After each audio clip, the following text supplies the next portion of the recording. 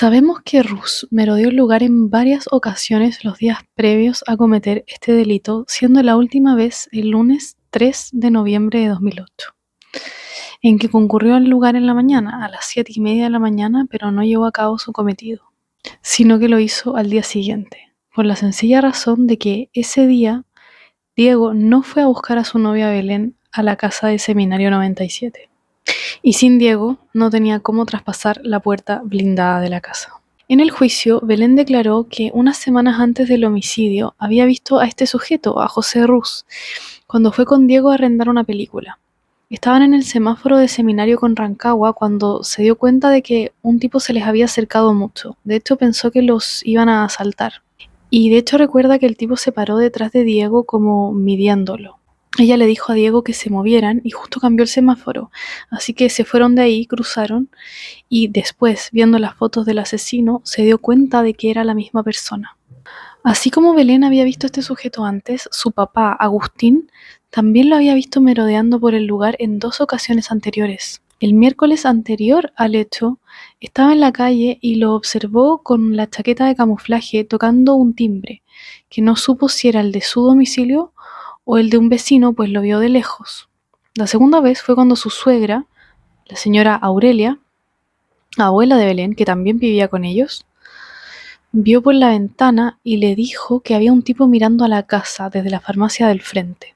Desde la perspectiva de Agustín, el padre de Belén, que también fue testigo directo, él estaba ese día, 4 de noviembre de 2008, en el baño cuando escuchó gritos y un disparo, y pensó que era en la calle. Pero luego, con un segundo disparo, se dio cuenta que estaba ocurriendo al interior de su casa. Se vistió rápido, bajó las escaleras y se encontró con Gloria, su señora, que le dijo: llama a la policía, están asaltando a Diego. Él le dijo que llamara a ella, tomó un arma y bajó al primer piso. Cuenta que al llegar abajo su hija estaba protegida por la puerta de seguridad y que no lo dejaba pasar. Le decía: te van a matar, aunque después logró pasar justo cuando Rus huyó del lugar. Lo siguió y Rus no trató de apuntarle, ni dispararle, ni robarle, ni tampoco intentó volver a entrar a la casa. Cuando salió persiguiéndolo, los peatones le gritaban: allá va, allá va. Corría Agustín por una vereda y Rus corría por la del frente, mientras Agustín le gritaba: mataste a mi hijo, asesino. Aclaro que Diego no era hijo de Agustín, sino su yerno, pero lo amaban y lo trataban como a un hijo, y en ese momento así se sintió. De hecho, en el juicio, Agustín dijo que lo sentían como un hijo y yerno, que se casaría con Belén y que era como su príncipe azul, el alma gemela de su hija. Al llegar a una esquina, un muchacho llamado Eric intentó tomar a Rus, pero lo soltó porque éste hizo como un ademán de querer dispararle. A esa altura, Agustín ya no pudo físicamente seguir persiguiéndolo porque había tenido cirugías anteriores por infartos, y además escuchó los gritos de Belén, por lo que volvió a la casa tratando de ayudarla a detener la hemorragia hasta que llegó la ambulancia. Es muy triste esta parte del relato de Agustín, pero mientras esperaban que llegara la ambulancia y Belén intentaba hacerle un masaje cardíaco a Diego, Diego abrió los ojos y le dijo: tranquila, al tiempo que llegaban muchos vecinos al lugar. Obviamente, sin entender nada de lo que estaba pasando, a los pocos días toda la familia de Belén se fueron de la casa en la calle Seminario a un departamento por temor de que volvieran a sufrir en lo que en ese momento pensaban que era un robo que había salido mal.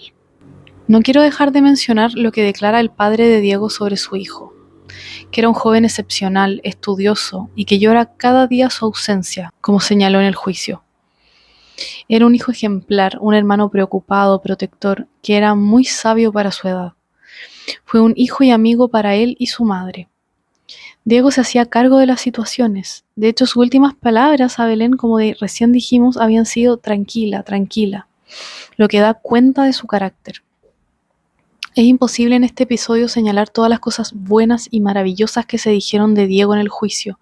Hubo mucha gente que se acercó a la familia para dar a conocer gestos que tuvo Diego durante su vida, como por ejemplo financiarle el almuerzo durante 5 años a un estudiante. Tanto lo querían que se organizó una corrida llamada Deja tu huella, en honor a él, para recaudar ayuda económica, y participaron alrededor de 3.000 personas. Cabe decir que incluso él, el papá de Diego, sabía de oídas lo peligrosa que era la Quintrala y las actitudes violentas que ella tomaba cuando se trataba del tema de la herencia, según contó en el juicio. También declaró la mamá de Diego, contó la dinámica familiar, que eran muy unidos y que ella intentó siempre ser buena madre, un apoyo para sus hijos. En el juicio, y se me parte el corazón, la señora Greta dijo que se sentía muy orgullosa de haber sido su mamá, que fue la luz de sus ojos. Y con todo lo que relata ella, se nota que madre e hijo eran extremadamente cercanos y que es imposible medir el dolor que significó la pérdida de Diego para ella. Lamentablemente, para el asesinato de Diego, su papá se encontraba trabajando en Francia. De hecho, por esa razón, Diego y Belén estaban esperando para casarse. Diego no quería dejar sola a su mamá con sus hermanos y el plan era esperar a que su papá volviera de Francia, que en teoría era por 2 años, y mientras tanto tomar el rol del jefe de hogar, como dijo su mamá en el juicio. Para mí, ahora que soy mamá, leer la declaración de la mamá de Diego es tan dolorosa que solo la puedo resumir en que el día en que se enteró que Diego había fallecido porque había sido brutalmente asesinado, fue el día en que, me imagino, se cayó todo su mundo en pedazos. Pero así todo, ese día salió al jardín de su casa, recogió flores, las mejores flores que encontró para armarle un ramo a su adorado hijo. Dijo en el juicio que los días siguientes fueron los peores de su vida, que le dolía respirar, que fue como morirse en vida, y que sus 2 otros hijos es la razón por la que sigue adelante. Por la parte querellante, también declararon varios amigos de la familia, así como profesionales de la salud que atendieron a la familia de Diego y relataron el golpe terrible que estos hechos significaron para ellos como familia, en lo emocional, en lo físico, en lo psicológico, en lo económico, etc. Describen el dolor como de ser atravesado por una lanza. Les comenté que el asesinato de Diego no había sido el primer encargo que María del Pilar le había hecho a Rus. ¿Cuál fue aquel encargo que puso a prueba la lealtad y la eficiencia de José Mario Rus ante los ojos de María del Pilar? En teoría, o al menos conforme a la hipótesis de la Fiscalía, el año 2004, por motivos laborales, María del Pilar Pérez conoció a José Mario Rus Rodríguez. Tiempo después, a fines del 2007, María del Pilar Pérez López contactó a este hombre para que le buscara una persona dispuesta a matar a Francisco Zamorano Marful y a su pareja Héctor Arévalo Olivero. ¿Quiénes eran ellos? Francisco Zamorano era el ex marido de María del Pilar Pérez, con quien tenía 2 hijos, como ya les había mencionado, Rocío y Juan José, con quien hace años se encontraba separada, y el que además había declarado que era homosexual y tenía una relación de varios años con Héctor Arévalo. María del Pilar Pérez le señaló a Rus que la recompensa por dar muerte a cada uno sería de 1 millón de pesos, adelantándole parte del precio, mostrándole fotografías e indicándole el nombre y la dirección de ambas víctimas. Por lo tanto, le dijo que si mataba a los 2, el precio o recompensa sería 2 millones de pesos.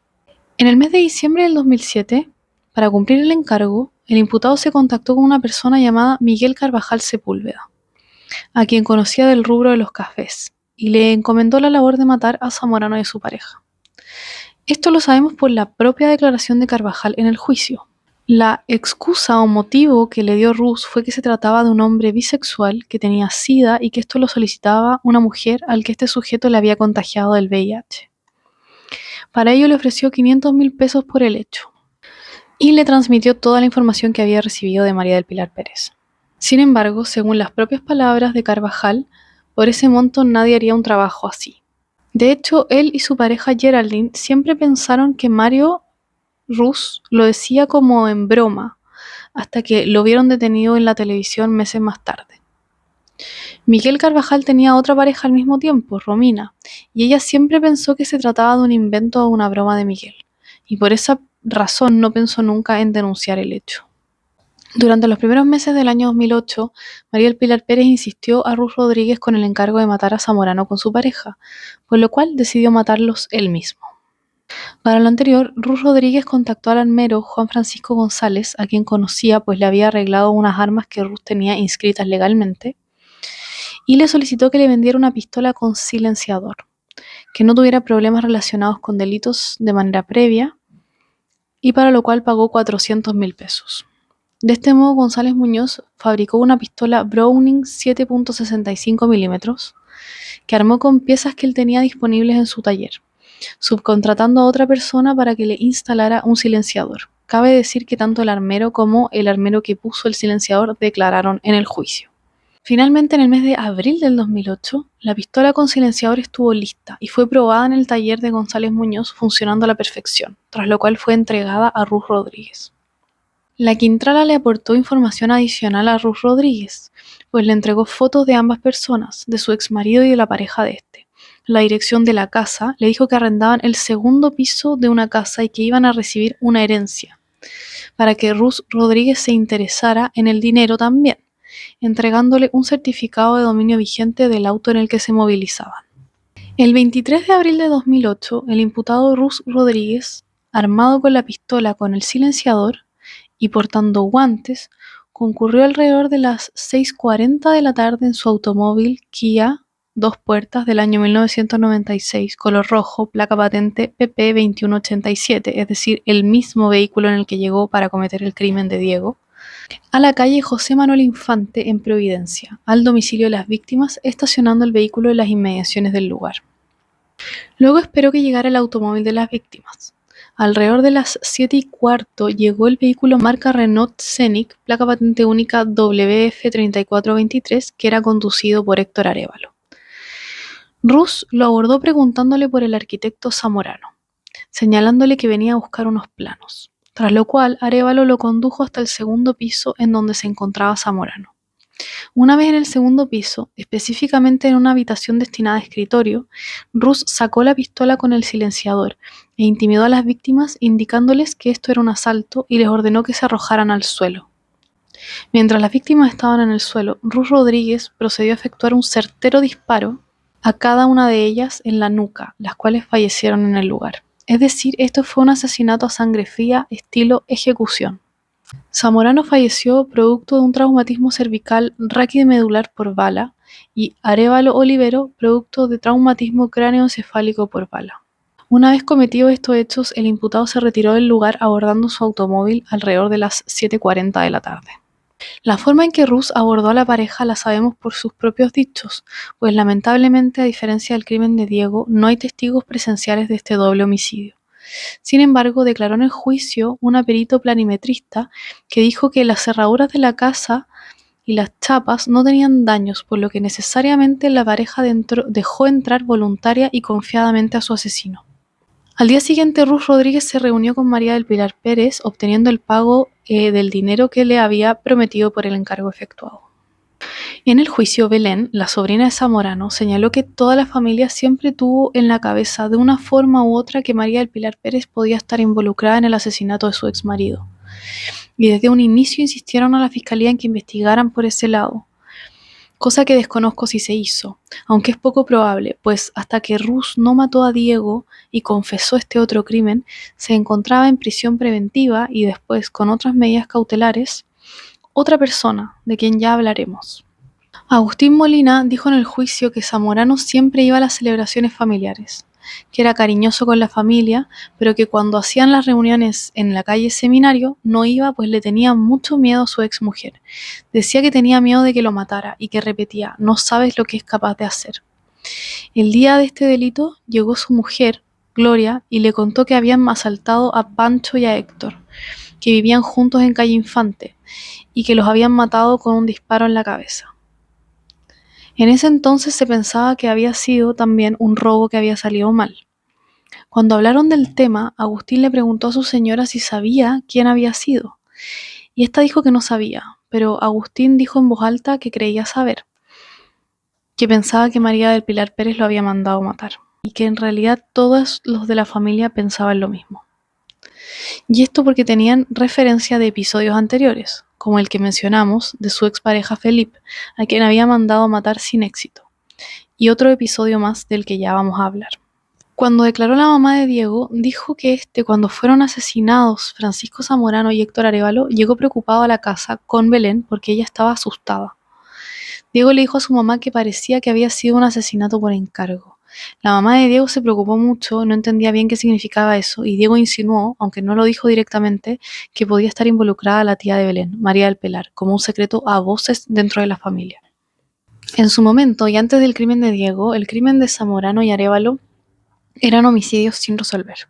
Se podía pensar desde el inicio que no era un robo, sino un crimen pasional o personal, primero porque desde donde estaban los cuerpos había computadores, billeteras, celulares, relojes y nada de esto se había llevado el asesino. Pero además por la forma de cometer el hecho, esto es estilo ejecución, con ellos recostados en posición cúbito ventral, con las manos bajo el pecho. Para haber quedado en esas posiciones, creo yo que probablemente recibieron la instrucción de ponerse así, para luego, desde la espalda y sin posibilidades de defenderse o de suplicar por su vida mirando a la cara al hechor, fueron ejecutados. La trayectoria de las balas confirma que los disparos fueron hechos de atrás a adelante, de abajo hacia arriba. Es decir, el hechor estaba de pie detrás de ellos a cierta distancia y disparó a sus cuellos, cabezas. Asimismo, según dijeron los tanatólogos en el juicio, no hay lesiones compatibles con una caída desde altura. Es decir, la dinámica fue que Rus les ordenó, amenazados con el arma, que se recostaran en el suelo, y quizás ellos pensaron que era para robar y que no le vieran la cara, pero estando así los ejecutó a ambos. Solo pienso en la angustia y miedo que ambos sintieron, y especialmente el que haya sido el segundo en morir, al sentir el disparo y ver recostado al lado suyo a su pareja morir, y en cosas de segundo recibir él mismo el impacto de bala. De hecho, el funcionario de la PDI y de la Brigada de Homicidios que lideraba el equipo señaló en el juicio que ambos cuerpos estaban recostados de estómago, en el suelo, como dijimos, pero uno con la hemicara derecha apoyada y otro con la hemicara izquierda apoyada, es decir, probablemente estaban mirándose uno al otro cuando fueron ejecutados. También a los investigadores les llamó la atención lo ordenado de todo el lugar, lo que también descarta que se tratara de un robo. En el primer piso de la casa habían 3 armas de fuego de diferente tipo y calibre, además de 2 escopetas y municiones. Además se levantó evidencia biológica y huellas, pero nada arrojó la conexión de Rus con el crimen hasta que él confesara en noviembre de 2008. Y por lo tanto, hasta esa fecha no se sabía bien quién era el culpable. Pero es necesario señalar que probablemente por la presión mediática se tuvo a otra persona en prisión preventiva por estos hechos, llamado Claudio Sosa Zamorano, tío de la víctima Francisco Zamorano, que además era dueño de la casa donde vivían y que habitaba el primer piso. Francisco Zamorano y Héctor Arévalo le arrendaban el segundo piso de la casa. Las razones de por qué Claudio fue detenido y mantenido en prisión preventiva de mayo a noviembre de 2008 por este crimen fueron en primer lugar la confesión que él hizo de este crimen. Esto sin perjuicio de que periciada sus manos y ropa no se encontró ningún residuo de pólvora o algo que diera cuenta de que él había disparado a Zamorano y Arévalo. Los motivos, según la fiscalía, en su momento eran la deuda de rentas de arrendamiento por parte de la pareja. Si bien es un motivo, en mi opinión no explica del todo un crimen tan pasional y terrible como disparar al estilo ejecución a la pareja. En cuanto a la confesión de Claudio, en el juicio no se habla casi de este tema y se entiende como una estrategia de la fiscalía de no dejar evidencia de esta detención errónea. Pero en la página de Proyecto Inocentes hay más detalles de esta arista. Según la página oficial del Proyecto Inocentes se lee lo siguiente. Claudio Sosa Zamorano era el tío de casi 80 años de Francisco Zamorano y fue detenido por varios indicios. No había señales de fuerza en el ingreso a la casa, lo que hacía suponer que el asesino había tenido libre acceso a la casa. Fue este tío el que descubrió los cuerpos cuando subió al segundo piso de la casa después de que un amigo de la pareja preguntara por Zamorano y Arévalo. Y este tío fue quien dio aviso a la policía. La investigación se dirigió en su contra desde el primer momento también porque se habían encontrado armas de fuego en el primer piso, como ya señalamos. Además, el fiscal decía que era dudoso o imposible que Claudio no hubiese escuchado los disparos. 6 días después de ocurrido los hechos, la policía anunció que el tío de la víctima había confesado ser el autor de ambos crímenes, entregando detalles de cómo habría ejecutado sus víctimas. El fiscal señaló que esta confesión reforzaba los otros elementos de la investigación, como la ausencia de señales de fuerza o robo en la propiedad. También explicaron que el imputado estaba calificado para disparar armas ya que era miembro de un club de tiro. Con estos antecedentes se produjo la detención de Claudio Sosa, quien a sus 80 años sufrió un injusto encarcelamiento preventivo durante 15 días. Después de esto se entiende que se pidió otra medida cautelar, pero así todo se mantuvo como imputado de la causa hasta noviembre del 2008. Los argumentos del tribunal para tomar esta decisión apuntaron a que él no contaba con arraigo social ni familiar, pese a que tenía la propiedad a su nombre y contaba con el apoyo de sus 2 hijos. En 2 oportunidades los abogados defensores privados de Sosa solicitaron al tribunal revocar la prisión preventiva que lo afectaba, pues a esas alturas ya presentaba un fuerte cuadro depresivo. La primera no tuvo éxito, pero en la segunda ocasión el tribunal accedió a reemplazar el encarcelamiento preventivo por una medida cautelar distinta. Los argumentos de su defensa parecían contundentes a su favor, pues las pericias arrojaron como resultado que el hombre no presentaba residuos de nitritos de carbono en sus manos ni vestimentas, y que además sí contaba con arraigo y contención familiar. Sus abogados cuestionaron los argumentos del ente persecutor, por ejemplo, la idea de no escuchar los disparos, que eso transforma al imputado en autor de los delitos, más aún tras comprobarse que el arma fue utilizada con un silenciador. Su defensa dijo que también no se podía concluir unívocamente que el crimen debió ser cometido por alguien que estaba dentro de la casa, cuando ésta tenía 3 puertas de acceso. La policía sostenía que el motivo de Claudio Sosa para cometer el homicidio era una supuesta deuda de Francisco Zamorano con él por el arriendo del segundo piso o por alguna otra deuda. A juicio de la defensa eso era absurdo, pues inclusive el precio del arriendo era simbólico, dado que el tío trataba de ayudar a un pariente que estaba pasando por apuros económicos. Respecto de la presunta confesión, la defensa planteó que Sosa fue presionado para autoincriminarse citando sus propias palabras en una de sus declaraciones. Hubo algo de insinuarme que dado mi edad, que yo podía reconocerlo como culpa mía y que me iban a declarar interdicto. Se fueron sumando cosas. Uno de los investigadores dijo que era para darle un corte a la situación rara. Era una manera de darlo por zanjado.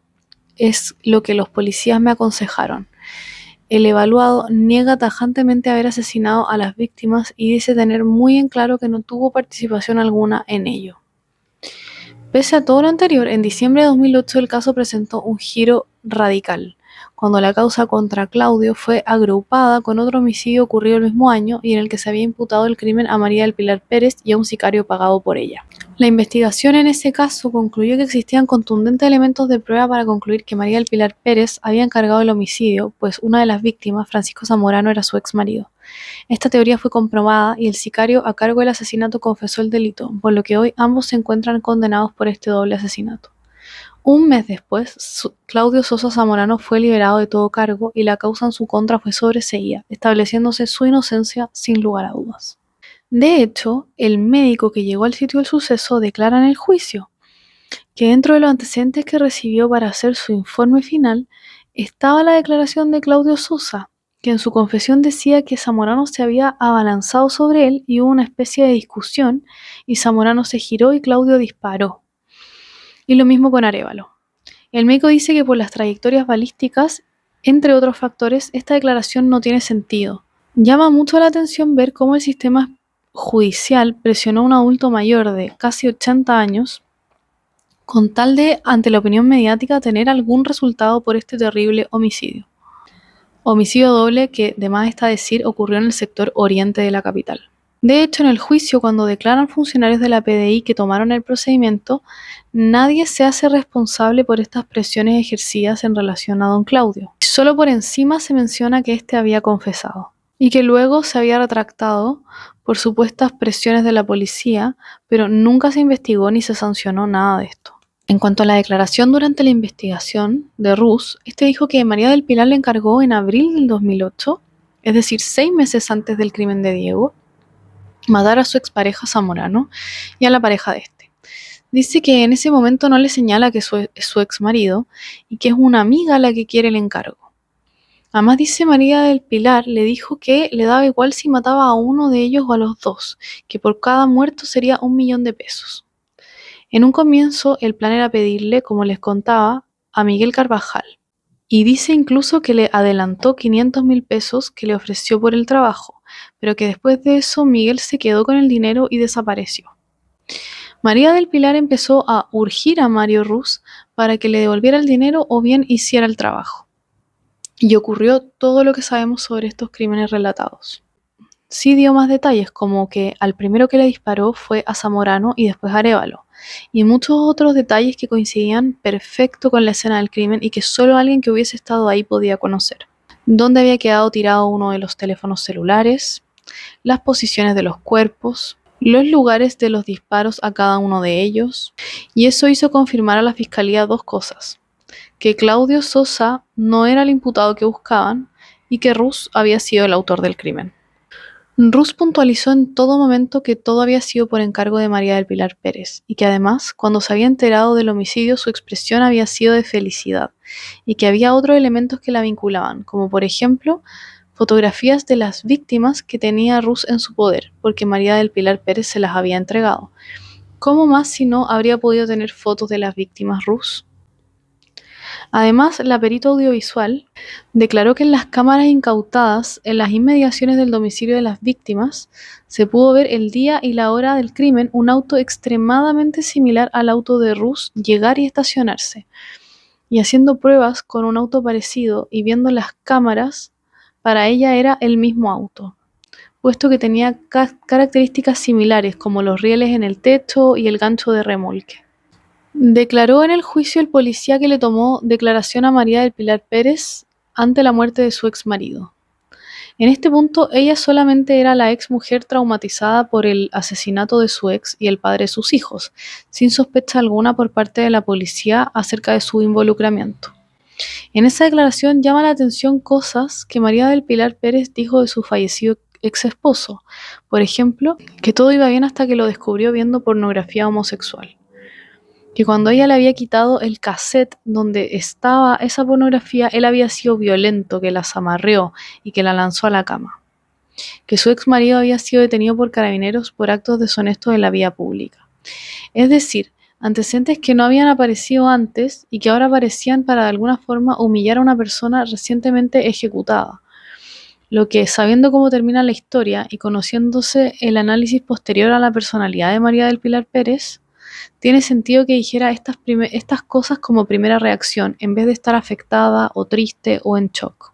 La defensa en este caso trató de elevar una teoría de que otra persona había cometido el homicidio porque semanas antes testigos escucharon a Arévalo decir que tenía que ir a buscar unas cosas a la casa de una persona que le llamaban el milico loco, que al parecer era una persona un poco violenta y que de hecho le había pedido a más de algún amigo que lo acompañara, pero nadie lo acompañó, y que quizá esta persona sería el hechor del asesinato, o al menos parte de la duda razonable. Siempre me gusta dedicarle un espacio en los capítulos a recordar a las víctimas. En el juicio habló una amiga de Héctor Arévalo que dijo que este era una excelente persona, un muy buen hijo, que era muy querido, que no tenía vicios y que era una persona muy correcta.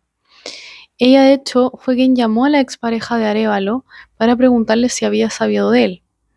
Y como nadie lo había visto ni escuchado de él, esta expareja fue quien fue a la casa de Zamorano y Arévalo y habló con don Claudio para saber si estaban o dónde estaban, lo que dio después lugar a que Claudio Sosa encontrara los cuerpos en el segundo piso. También su expareja se refirió a Héctor y dijo que era una persona con valores, principios, buen profesional, buen amigo y que la separación había sido en buenos términos. En cuanto a Francisco Zamorano, en el juicio declaró su madre, su hermana, quienes hablaron de lo correcto, buena persona, buen hijo y hermano que era, y de cómo sufría por los malos tratos y manipulación de María del Pilar, y de cómo por culpa de ella, de María del Pilar, la mamá de Francisco no pudo tener casi contacto con sus nietos. Hubo un hecho previo del que casi no se habla nada, pero que fue parte del juicio por los homicidios, referidos a la nuera de María del Pilar Pérez, Montserrat, quien era la novia de su hijo Juan José Zamorano. Ellos iban a casarse, y al parecer María del Pilar no estaba muy contenta con que alguien le quitara a su hijo predilecto. El 7 de julio del 2007, estamos hablando del año anterior a los asesinatos, que fueron en 2008, María del Pilar Pérez llamó a su nuera Montserrat para que supuestamente vieran un asunto relativo a las flores de la iglesia para el matrimonio. Una vez en la casa de la Quintrala, conversaron en la cocina, que estaba en el segundo piso, y en un momento comenzaron a discutir, por lo que Montserrat decide irse, pero cuando empieza a bajar la escalera, la Quintrala la empuja por la espalda, lanzándola escalera abajo. Se cree, al menos la teoría de la fiscalía, que María del Pilar tenía claras intenciones de matar a Montserrat, ya que aún con ella en el suelo comenzó a darle golpes de puño y piernas en todo el cuerpo, sumado a que fue atacada por los perros que tenía María del Pilar, y luego de esto tomó un mortero de piedra golpeándola repetidamente en la cabeza. En medio de la agresión, Montserrat logró apretar un botón para abrir la reja para intentar salir a la calle a pedir auxilio, pero la Quintrala volvió a cerrar la puerta. Montserrat la volvió a abrir gritando que la querían matar, hasta que justo un transeúnte pasó por ahí y logró salvarla. Una vez fuera del lugar, la víctima llamó a su novio Juan José Zamorano, quien la llevó a un centro asistencial en donde se le prestó auxilio médico. Producto de la agresión que pretendía ser mortal, la víctima resultó policontusa, con una fractura nasal, con una herida contusa en el cuero cabelludo occipital y una herida cortante supraciliar. En el juicio, Belén dijo que la agresión probablemente se provocó porque María del Pilar era extremadamente celosa de su hijo, que él era el predilecto, y que es de la idea que ninguna mujer sería lo suficientemente buena para él. Esta agresión fue un mes antes de que Juan José y Montserrat se casaran. A propósito de esto, Juan José se fue de la casa de su madre y no la invitó a su matrimonio. Dijo su tío Agustín en el juicio que este episodio hizo que a Juan José se le cayera la venda de los ojos y empezara a alejarse de su madre y acercarse más a su padre, Francisco Zamorano, lo que detonó un odio por parte de María del Pilar a su exmarido. Incluso este podría haber sido uno de los motivos de por qué María del Pilar Pérez mandó a matar a Francisco Zamorano y a Héctor Arévalo. En el juicio declara la pareja actual de ese momento de María del Pilar y dice que en relación a este hecho lo que María del Pilar le contó es que Montserrat la empujó primero y casi se cae arriba de una estufa y que luego por la escalera cayeron juntas, como enredadas, y que después Montserrat salió gritando a la calle y alguien la atendió. Esto, solo mirando el dato de atención de urgencia de Montserrat y las lesiones con las que quedó, queda claro que es lisa y llanamente una mentira. O al menos así lo determinó el tribunal. Cuando Rus declara ante la fiscalía, en una de las declaraciones que da, cuenta que María del Pilar también le encargó, pasándole fotos y todo, matar a su nuera y a la madre de su nuera, es decir, a Montserrat y a su madre, encargo que nunca se cumplió, pero da cuenta de que María del Pilar no pensaba detenerse hasta salirse con la suya y eliminar a toda persona que le molestaba o le generaba desagrado. En el juicio declaró Montserrat que en sus palabras se nota el trauma que generó este hecho en su vida y que cuando ocurrió no lo podía creer. Dice que la relación siempre había sido buena entre ella y su suegra, y esto hasta que Juan José le pidió matrimonio. De ahí en adelante su suegra siempre dijo cosas o hizo cosas que hacían ver que le estaban quitando a su amor, que Montserrat y su familia se estaban llevando y lavándole el cerebro a su hijo favorito. Después de este episodio, Juan José, además de irse de la casa y de acercarse más a su padre, no invitó a su mamá ni al matrimonio civil ni al matrimonio por la iglesia, prácticamente cortando relaciones con ella, lo que sabemos pudo haber sido uno de los motivos del asesinato de Zamorano. En el juicio, tanto José Mario Ruz como María del Pilar Pérez decidieron guardar silencio. Un dato importante de vinculación entre María del Pilar y José Ruz, además de la vinculación por los llamados de un celular a otro, que ya lo habíamos mencionado, fue que se incautó desde la casa de Ruz un plano de la casa de los Molina Pérez, que tenía correcciones a mano hechas por María del Pilar, con una letra representando a cada miembro de la familia en las distintas habitaciones. Con esto me refiero al primer hecho que comentamos, el asesinato de Diego, que en realidad tenía por encargo matar a toda la familia Molina Pérez. En este plano, cada una de las habitaciones tenía letras, por ejemplo, una B de Belén, una M de mamá, la abuela madre de María del Pilar, A y G por Agustín y Gloria, y C de comedor, L de living. La letra fue reconocida por Agustín Molina cuando declaró en el juicio como testigo del delito, y también fue reconocida por Gloria Pérez, hermana de María del Pilar, que dijo que es imposible que ella le haya entregado ese plano a Ruz y que definitivamente fue María del Pilar quien se lo entregó, porque esa es su letra de toda la vida, somos hermanas, eso dijo. Además se realizó un peritaje caligráfico que terminó de comprobar que las letras y escrituras de los planos que se le habían entregado a Ruz eran de caligrafía de María del Pilar. Peritaje que a mi parecer es muy decidor y fundamental para vincular a María del Pilar Pérez con el encargo de asesinato a su familia. También en relación al hecho de Diego, se hizo lo que se conoce en las investigaciones como reconstitución de escena, en que todos los involucrados, inclusive él o los imputados, participan y explican cómo fue el hecho. Para el imputado es útil porque, por ejemplo, en este caso, Ruz decía que los disparos habían sido accidentales y que al actuar o volver a recrear lo ocurrido, te podía intentar probar eso. También participar en esta diligencia puede servir como una forma de ganarse una atenuante por colaborar con la investigación y así reducir un poco la pena. En este caso participaron en la reconstitución de escena Belén, Gloria, Agustín, el padre de Diego como espectador y también Rus. Sin embargo, María del Pilar Pérez no quiso participar. Es necesario decir que no significa que lo que ocurre en esta diligencia queda grabado como la verdad. De hecho, en este caso, Rus mintió, porque dijo que todo había ocurrido en la calle, mientras que contrastado con la versión de Belén y de Agustín y todas las muestras balísticas y manchas de sangre, queda claro que su versión era falsa. Y reiterando un poco en esto, en esta diligencia Rus dice que ambos disparos se le escaparon, y no habla del ataque con el cuchillo, que fue el más mortal, ni tampoco reconoce que se escapa del lugar corriendo, todo lo cual sabemos por los testigos y por las evidencias biológicas y físicas que es mentira. Ahora, en relación a ambos crímenes, cuando declara la perito balística en el juicio, explica que el arma que se usó en el crimen de Zamorano y Arévalo fue de calibre 7.65, mientras que en el crimen de Diego fue una de 6.35 milímetros, concluyendo que ambos crímenes fueron realizados con distintas armas de fuego. También hay que recordar la importancia del silenciador en el caso de los crímenes de Zamorano y Arévalo, porque también comprueban de por qué Claudio Sosa, este tío que vivía en el primer piso, no había escuchado los disparos, lo que la fiscalía en un comienzo utilizó como un argumento para decir que él era el culpable, pero en realidad se trataba de que había sido disparado con silenciador y era probable que él no hubiese escuchado nada.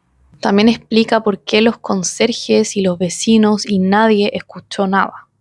Lo otro que es interesante es que cuando declara el armero, dice que cuando en octubre Rus le pide que le haga un cañón distinto, que ya lo habíamos explicado, a la pistola marca Taurus que era de él, le dice cosas raras. Es decir, este testigo dice que Rus estaba como raro, como acelerado, como alterado, y decía cosas como, comillas, si yo te contara lo que he hecho en mi vida, te caes de raja. Entonces tenemos que pensar que en esa época él ya había asesinado a sangre fría a Zamorano y Arévalo y quedaban solo 2 semanas para que ocurriera supuestamente el asesinato de toda la familia Molina Pérez. Y por lo tanto esto también es otro indicio de la forma en que estaba Rus posterior a los primeros delitos y antes de cometer el segundo delito. Declaró en el juicio la madre de María del Pilar, doña Aurelia. No puedo ni llegar a imaginar lo que debe sentir una madre al saber que su propia hija pretendía matarla a ella y matar a su otra hija, a su nieta, a su yerno. En su declaración cuenta cómo María del Pilar desde pequeña era una persona controladora, dominante, que todo debía hacerse a su manera y también en cierta forma violenta con las demás personas, manipuladora con su papá y siempre intentando poner personas en contra de otras personas. Y dijo su madre también que ella le tenía miedo a su propia hija. Gloria, la otra potencial víctima, hermana de María del Pilar y mamá de Belén, suegra de Diego, también declara en forma similar a su mamá y relata todos los malos momentos familiares que María del Pilar provocó desde siempre. Y principalmente María del Pilar nunca toleró a su cuñado Agustín Molina, porque cree Gloria que María del Pilar pensaba que él había entrado a la familia para quedarse con el negocio familiar, que eran las panaderías, o también quedarse con el dinero de la familia. Hubo episodios, por ejemplo, en que María del Pilar le destrozó el auto a Agustín, un furgón que tenía para trabajar. Le hizo un hoyo, le puso pegamento en los vidrios, en la tapa de la benzina, en la chapa, le sacó los espejos laterales. Y esto muchos años antes de los asesinatos. Otro episodio fue cuando Gloria estaba embarazada de Belén, en que María del Pilar le puso las manos en el cuello intentando ahorcarla, como ya les había comentado, y en que apareció Agustín y solo por esa razón María del Pilar dejó de atacar a Gloria. Además, Gloria cuenta en concordancia con otros testigos que María del Pilar tenía mala relación con todos, pero cuando su padre se enferma, ella empieza a acercarse a él, a cuidarlo, a sacarlo a pasear, pero a veces desaparecían y nadie sabía dónde estaban. Gloria especula que probablemente ahí eran los momentos en donde lo llevaba donde algún abogado para ver el tema del testamento, porque al fallecer toda la cuarta de mejora y la cuarta de libre disposición quedó en manos de María del Pilar. Y sabemos que uno de los motivos de los homicidios son, por un lado, en el caso de Zamorano, los celos por el acercamiento de su hijo, Juan José, a él, y especialmente esto después del intento de asesinato a Montserrat. Y por otro lado, en el caso del crimen de Diego, que en realidad el objetivo era Belén, Gloria, Aurelia y Agustín, por todos los temas de la herencia y distribución de los bienes de su fallecido padre, pues a pesar de haber recibido más que el resto en el testamento y a pesar de haberle cedido su madre aún más cosas, María del Pilar no parecía estar nunca satisfecha. Sin embargo, nunca podremos saber los reales motivos de los asesinatos porque María del Pilar Pérez no ha declarado nunca en la investigación ni en el juicio y solamente ha negado su participación.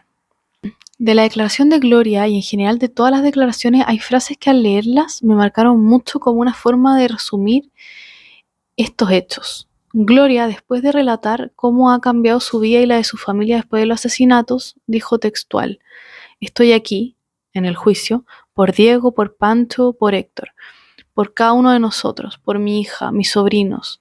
Nunca podrá salir de nuestros corazones toda la tristeza que tenemos. A mi hija le mataron el amor de su vida, a mis sobrinos al padre, brutalmente. Ojalá los hijos de nuestros hijos lleguen a este mundo en un entorno más seguro y un poco más feliz". Esto último especulo yo que lo dijo refiriéndose a que deben quedar presos los imputados para que el mundo sea un lugar más seguro. Me llamó mucho la atención la declaración de la otra hermana de María del Pilar y Gloria, Beatriz, que contó en el juicio episodios terribles de María del Pilar con su hija Rocío, que dan cuenta del carácter totalmente malvado de María del Pilar, como que la encerró en un baño cuando era pequeña, o que la empujó contra la tina y le tuvieron que poner 8 puntos, o que una vez el papá, Francisco Zamorano, la fue a buscar a una fiesta y estaba raro, tanto así que con solo 12 años tuvo que manejar de regreso a Rocío, y todo porque María del Pilar Pérez le había dado unas pastillas a su papá. Otra cosa que llama la atención es que declara el yerno de María del Pilar en el juicio y dice un elemento que nadie había mencionado antes, quizás porque él fue el único testigo presencial y directo. Cuando María del Pilar Pérez ya estaba en prisión preventiva por estos hechos, transmitía que había que pagarle a gente para que cambiaran sus declaraciones, que había que pagarle a Rus y a su familia para que cambiaran lo que habían declarado. También cuenta que María del Pilar escribió una carta y se la entregó, y él la entregó a la fiscalía. Y en esa carta planteaba su teoría y su defensa, que en resumen era que por actitudes y declaraciones de su cuñado Agustín, este era el que había contratado a Rus para matar a su familia y simular él también ser una víctima. En el juicio también declaró Rocío, la hija de María del Pilar. Durante la declaración habló de María del Pilar no como mamá, sino como la señora o señora Pilar. Contó lo traumática que había sido su infancia y los malos tratos que había recibido siempre de su madre, verbales y físicos, y comparó la situación con la de su hermano Juan José, que siempre fue todo lo contrario, corroborando lo que las otras personas declararon como la historia de empujarla y que tuvieran que hacerle puntos o encerrarla. Sus historias, como ejemplo, dan cuenta también de algo que todos los testigos dijeron sobre María del Pilar, que es que la posición social era muy importante para ella, que era revista y clasista, y que por eso mismo le decía a su hija que el pelo crespo que ella tenía, que era como el de su padre, era de rotos. También por esa razón nunca le gustó su yerno, a quien trataba de ladrón, de narcotraficante y de bueno para nada, solo por el hecho de provenir de un lugar que para María del Pilar Pérez no era lo suficientemente bueno para su hija y su familia. También así trataba a la familia de su exmarido. Rocío se fue de la casa de su madre a los 17 años a ir donde su abuela materna, donde vivían Gloria, su tía, con su familia, porque la situación era insostenible con la señora. Es una lástima, creo yo, que tan pequeña le haya tocado sufrir una madre tan malvada y narcisista como María del Pilar. Rocío cuenta además que desde la muerte de su padre en adelante ella siguió teniendo relación con María del Pilar, pero en el fondo ella estaba segura de que estaba implicada, pero quería sacar más información. También contó otras cosas que dan cuenta de la maldad y aprovechamiento sin límites de María del Pilar, como que, por ejemplo, la renta vitalicia de su marido, de su ex marido, que ella misma mandó matar, la empezó a cobrar y recibir ella desde septiembre de 2008 en adelante. También declaró el otro hijo de María del Pilar, el hijo favorito y hermano de Rocío, Juan José Zamorano, quien señala que desde siempre la casa familiar fueron solo peleas en que su mamá trataba muy mal a su papá, y que cuando tenía 13 años, el papá, se fue de la casa. También dijo que la relación con su padre se fue distanciando porque María del Pilar hacía escándalo cada vez que él quería ver a su padre, hablando pestes de él. Él notaba las diferencias que hacía su madre entre él y Rocío, y si bien la relación con su mamá era buena, era fundamentalmente basada en las cosas materiales. Contó cómo María del Pilar tenía buena relación con su polola Montserrat, y eso se mantuvo hasta que éste le pidió matrimonio, y desde entonces lo manipulaba y hacía escándalo constantemente de que él era mal hijo, de que la estaba dejando sola, de que su futura señora no lo iba a saber o no iba a poder atenderlo bien. incluso planteando comprar 2 departamentos, uno frente a otro, para ellos y para María del Pilar. Dijo Juan José que las 2 obsesiones de María del Pilar eran la soledad y el dinero. Juan José en su declaración también se refirió a María del Pilar como la señora Pilar, no como mamá. Lamentablemente, justo cuando se alejó de su mamá por el episodio de Montserrat, comenzó a reencontrarse con su padre, reencuentro que duró muy poco porque fue fríamente asesinado por Rus por encargo de María del Pilar. La sentencia de este caso tiene 888 páginas, en que gran parte de la misma relata infinitas anécdotas, por decirlo de alguna forma, de la maldad de María del Pilar, que son imposibles de abarcar en este episodio, y creo que con lo que hemos contado queda más que claro que se trató de crímenes sin sentido, por avaricia y celos de una mujer psicopática y narcisista, que su familia y conocidos tuvieron que soportar durante años, y que más tarde pagaron las consecuencias buenas personas, personas amables, que hasta hoy son recordadas por sus familiares y sus amigos y que guardan en sus corazones. Les doy, aún sabiendo que han pasado tantos años, mi más sentido pésame a las familias de Francisco, de Héctor y de Diego. Finalmente, el tribunal condenó a Rus y a María del Pilar por los siguientes delitos. A María del Pilar, a presidio perpetuo calificado como autora de lesiones graves contra Montserrat, parricidio en contra de Francisco Zamorano, homicidio calificado contra Héctor Arévalo y a presidio perpetuo como autora del robo con homicidio en contra de Diego y frustrado en relación a Agustín, Gloria, Aurelia y Belén. A Rus se le condenó igual, es decir, a presidio perpetuo calificado y a presidio perpetuo, a diferencia de que no hubo condena por el hecho de Montserrat, porque ahí solamente participó María del Pilar, y que en relación a Zamorano no se califica como parricidio, sino como homicidio calificado. Los invito a seguirme en Instagram, en Spotify, en TikTok y en YouTube, a dejarme sus comentarios y en especial a contarme qué otro caso les gustaría que cubriéramos. Que tengan una buena semana, cuídense, miren siempre hacia todos lados y nos vemos en un próximo capítulo.